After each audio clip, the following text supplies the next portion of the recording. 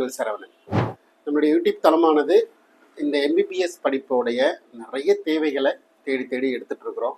So அதனுடைய அடிப்படையில் இன்னைக்கு தமிழ்நாட்டில் வந்து டார்கெட் பண்ண ஆரம்பிச்சிட்டோம். ஸோ தமிழ்நாட்டில் ஒரு சில காலேஜஸ் நம்ம வீடியோஸ் அப்லோட் பண்ண ஆரம்பிச்சிட்டோம். இன்னைக்கு பார்க்க போகிற எம்ஜிஆர் யூனிவர்சிட்டி அஃபிலியேட்டட் ஒரு மெடிக்கல் காலேஜில் பெரம்பலூரில் இருக்கிற தனலட்சுமி சீனிவாசன் மெடிக்கல் காலேஜ் சிறுவாச்சூர். சரிங்களா? அது தனலட்சுமி சீனிவாசனில் 3 கல்லூரிகள் இருக்குது. நிறைய குழப்பங்கள் அது தேவையில்லை. ஒரு கல்லூரி பெரம்பலூருடைய துறையூர் ரோட்டில் இருக்கிற கல்லூரி, அது ஒரு ஸ்டேட் ப்ரைவேட் யூனிவர்சிட்டி. சரிங்களா? திருச்சி சமயபுரத்தில் இருக்கிறது, அதுவும் ஒரு state private university. So Trichy Perambalur இடையில சிறுவாச்சூர் அப்படின்ற ஏரியாவில் 2011 ஆரம்பிக்கப்பட்ட கல்லூரி. So Dhanalakshmi Srinivasan medical college. So ரொம்ப எக்ஸ்பீரியன்ஸ்டான காலேஜ். நம்ம எப்போதுமே ஒரு மெடிக்கல் எஜுகேஷனை சூஸ் பண்ணும்போது எங்கே படிக்கலாம் அப்படின்னு சூஸ் பண்ணும்போது நிறைய என்ன பார்ப்போம்னா எக்ஸ்பீரியன்ஸ் ஆஃப் த காலேஜ், அதுக்கப்புறமேலு fees structure of the college, even PG courses இருக்கான்றது மாதிரி பார்ப்போம். ஸோ இந்த மாதிரியான ஒரு பேசிக் க்ரைட்டேரியாவில் எல்லா விதமான க்ரைட்டேரியாவுமே சாட்டிஸ்ஃபை பண்ணுற ஒரு எக்ஸ்பீரியன்ஸான காலேஜ் தான் இன்றைக்கி நாம் பார்க்க போகிறோம். சரிங்களா? So Dhanalakshmi Srinivasan medical college Siruvachur. So self financing கேட்டகரியில் வர காலேஜ். ஸோ கவர்மெண்ட் காலேஜ் பார்க்குறோம், செல்ஃப் ஃபினான்சிங் பார்க்குறோம், ஸ்டேட் ப்ரைவேட் யூனிவர்சிட்டி பார்க்குறோம் இல்லைங்களா? அதில் செல்ஃப் ஃபினான்சிங் மெடிக்கல் காலேஜில் வர கேட்டகரியில் வர தனலட்சுமி சீனிவாசன் காலேஜ். சரிங்களா? ஸோ இதை பற்றி எல்லா தகவலும் இந்த வீடியோவில் கவர் பண்ணிடலாம். ஒரு லென்த் வீடியோவாக இருக்கலாம், மேபி உங்களுடைய எதிர்பார்க்குற டைமை விட அதிகமாக இருக்கலாம். பட் ஃபுல்லாக பொறுமையாக முழுசாக பார்த்துருங்க, அப்போ தான் ஒரு ஐடியா கிடைக்கும். சரிங்களா? ஸோ ஏதோ ஒரு தேடுதல்லாம் இந்த கல்லூரியோட விவரங்களை என்னுடைய சேனலில் நீங்கள் பார்க்க வந்திருக்கலாம். ஸோ எங்கிட்ட இருக்கிற தகவல்களை நான் என்னுடைய அனுபவத்தை நான் உங்கள்கிட்ட ஷேர் பண்ணணும். ஸோ அதை எல்லாத்தையும் இதில் கவர் பண்ணிட்டேன். சரிங்களா? ஸோ பாயிண்ட் நம்பர் 1, 2011 ஆரம்பிக்கப்பட்ட கல்லூரி, பிஜி கோர்சஸ்லாம் இருக்கிற காலேஜஸ். ஸோ அடுத்த கேட்டகரி என்னன்னா, இதில் 250 இடங்கள் இருக்குது. ஏன்னா என்எம்சியில் வந்து இதில் வந்து அனைத்து ஃபெசிலிட்டி இருந்து கூட ஒரு 200 இன்டேக் இருந்துச்சு. ரொம்ப ஷார்ட் டைமில் 250 இன்டேக்கு அவங்க அச்சீவ் பண்ணிட்டாங்க. காரணம் அங்கே இருக்கிற ஆளுமை திறன், கல்லூரியுடைய வளர்ச்சி, இருக்கிற பேஷண்ட் ஃப்ளோ, இருக்கிற ஃபெசிலிட்டிஸ், இதெல்லாம் அடிப்படையில் எனக்கு அந்த தகுதியும் இதுவும் இருக்குது அப்படின்ற கல்லூரி மேனேஜ்மெண்ட்டு என்எம்சி வரைக்கும் அப்ரோச் பண்ணி என்னால் வாங்குவேன். ஏன்னா எவ்வளோ கல்லூரிகள் சில அனுபவங்கள் இருந்தாலும் பிஜி கோர்ஸ் வாங்கலாம் நிறைய தடுமாற்றங்கள் இருக்குது. இவங்களுக்கு அந்த மாதிரி பிரச்சனையே கிடையாது. எங்கிட்ட எல்லாமே இருக்குது, நீங்கள் இன்டேக் கொடுத்தே ஆகணும் அப்படின்ற மாதிரி 250 இடங்களையும் அழகாக அவங்க அப்ளிகேஷன் போட்டு வாங்கி வச்சிருக்கிறாங்க. ஸோ 250 இடங்கள் மொத்தமாக இருக்குது. ஸோ 250 இடங்கள் இருக்கிறப்போ இதில் கவர்மெண்ட் கோட்டா, இதனுடைய சீட் மேட்ரிக்ஸ்லாம் எப்படி இருக்குது அப்படின்றத நம்ம தெளிவாக சொல்லிடலாம். ஸோ கவர்மெண்ட் கோட்டா, ஸோ கிட்டத்தட்ட ஒரு 9 சீட் வந்து 7.5 கவர்மெண்ட் ஸ்கூல்ஸ்க்கு போயிடும். அதனுடைய கம்யூனிட்டி அடிப்படையிலான ஹரிஜாண்டல் ரிசர்வேஷன் பொறுத்தவரை சீட் மேட்ரிக்ஸ் வரும்போது அதை பற்றி பெருசாக டிஸ்கஸ் பண்ணலாம். கவர்மெண்ட் கோட்டா மற்ற மாணவர்கள் 92.5%, சரிங்களா, 92.50% எத்தனை இடங்கள் இருக்குன்றதை பற்றி நம்ம சொல்லலாம். அடுத்து மேனேஜ்மெண்ட் கோட்டாவில் எத்தனை இடங்கள் இருக்கிறத பற்றி சொல்லலாம், என்ஆர்ஐ சீட்ஸ் பற்றி சொல்லலாம். அதே போல் 2023 இந்த கல்லூரியோட அட்மிஷன்ஸ் எல்லாம் எப்படி போணுச்சு, இந்த வருஷம் எனக்கு கிடைக்குமா கிடைக்காதா, நான் எப்படி அதை ஐடியாக்கள் வச்சுக்கிறது, இதை பற்றி சில தகவல்கள் இந்த வீடியோவில் கவர் பண்ண போகிறோம். சரிங்களா? ஸோ இதோடைய சீட் மேட்ரிக்ஸ் பொறுத்த வரைக்கும் பார்த்தீங்கன்னா வந்து மொத்தமாக வந்து இருக்க இடங்கள் 258, கவர்மெண்ட் கோட்டாவில் 116 இடங்கள். ஸோ 9 இடங்கள் வந்து பார்த்தீங்கன்னா 7.5, ஸோ டோட்டல் 125 இடங்கள் கவர்மெண்ட் கோட்டாவும் 125 இடங்கள் வந்து மேனேஜ்மெண்ட் கோட்டாலும் 2ஆக பிரிச்சிருக்கிறாங்க. சரிங்களா? ஸோ அதில் ஓசி கம்யூனிட்டிக்கு 36 இடங்களும், பிசி கம்யூனிட்டிக்கு 31 இடங்களும், பிசிஎம் அப்படின்ற கம்யூனிட்டிக்கு 4 இடங்கள், எம்பிசி 23 இடங்கள், எஸ்சி 17 இடங்கள், எஸ்சிஏ 4 இடங்கள், எஸ்டி ஒரே ஒரு சீட். ஸோ எஸ்டி வந்து எல்லா காலேஜிலும் ஒரு சீட் தான் இருக்கும், சில காலேஜில் அந்த கேட்டகரியே வராது, அதில் சீட்டே இருக்காது, அந்த மாதிரி கேட்டகரிஸ்லாம் இருக்கும். ஸோ அதே போல் மேனேஜ்மெண்ட், இது கவர்மெண்ட் கோட்டா. மேனேஜ்மெண்ட் கோட்டா பொறுத்த வரைக்கும் இதில் வந்து பார்த்திங்கன்னா நம்ம நார்மலாக மேனேஜ்மெண்ட் கோட்டாவை தமிழ்நாட்டில் நேட்டிவிட்டி இருக்கிற மைனாரிட்டி மாணவர்கள், இந்த கல்லூரி பதிவு பண்ணது, ரெஜிஸ்டர் பண்ணது Telugu minority. So Telugu minority மாணவர்களுக்கு எஜுகேஷன் கொடுக்கறதாவும் மைனாரிட்டியில் ரெஜிஸ்டர் பண்ணியிருக்காங்க. இது ஒரு மைனாரிட்டி கல்லூரி, தெலுங்கு மைனாரிட்டி கல்லூரி. சரிங்களா? ஸோ இதில் இருக்கிற எல்லா இடங்களும் மேனேஜ்மெண்ட்டில் கொடுத்துட்றாங்க சார் தெலுங்கு மைனாரிட்டினா கிடையாது.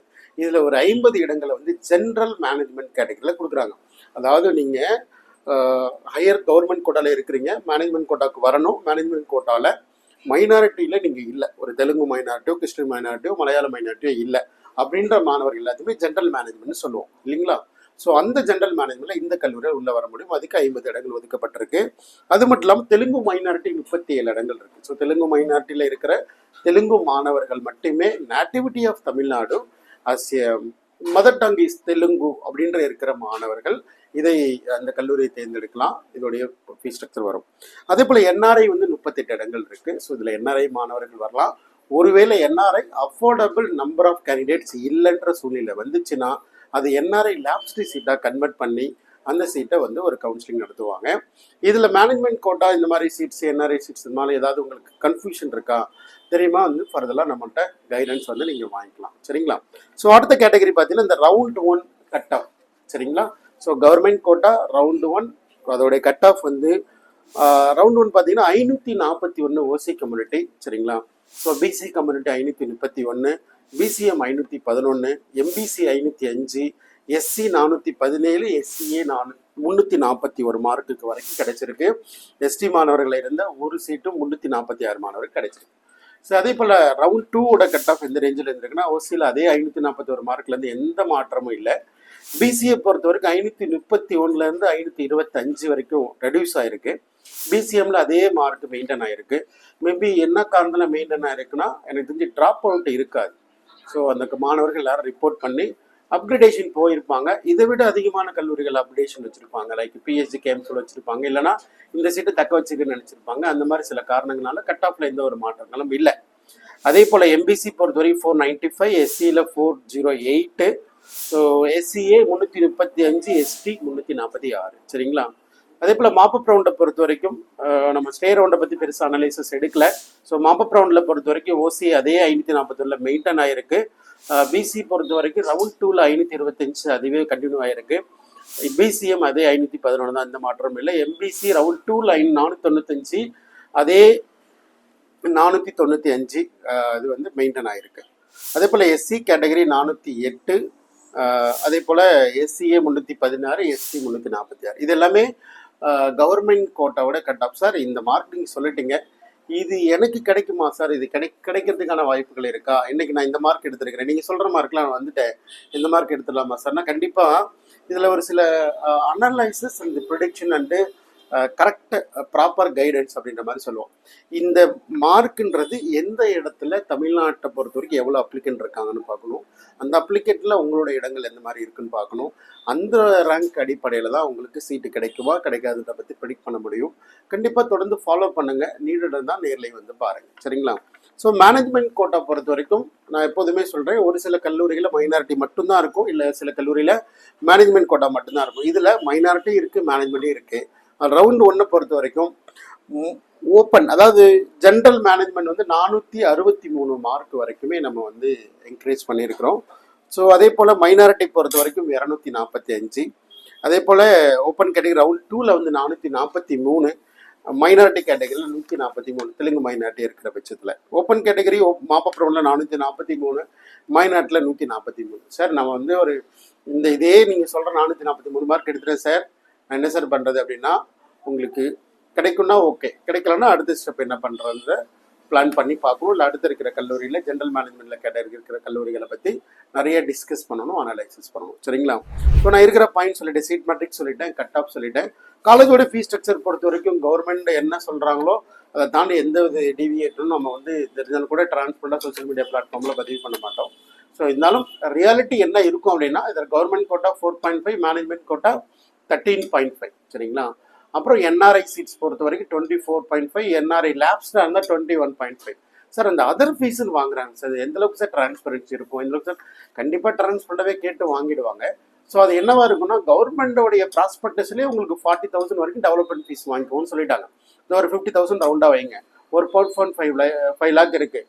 ஸோ அது 5 lakh ஆகிடுச்சு. ப்ளஸ் ஒரு 50,000 வரைக்கும் யூனிஃபார்ம், புக்ஸு, கிட்டு இது மாதிரிலாம் வரலாம் அப்படின்றது மேபி என்னோட கணக்கு. இந்த கல்லூரிக்கு பொருந்தாது, இந்த கல்லூரியில் மேபி டிஃப்ரென்ஸ் இருக்கலாம். அதை பற்றி எனக்கு எதுவும் ட்ரான்ஸ்பர் சொல்ல முடியாது, நீங்கள் ஜாயின் பண்ணும்போது அதை பற்றி கேட்டுக்கணும்.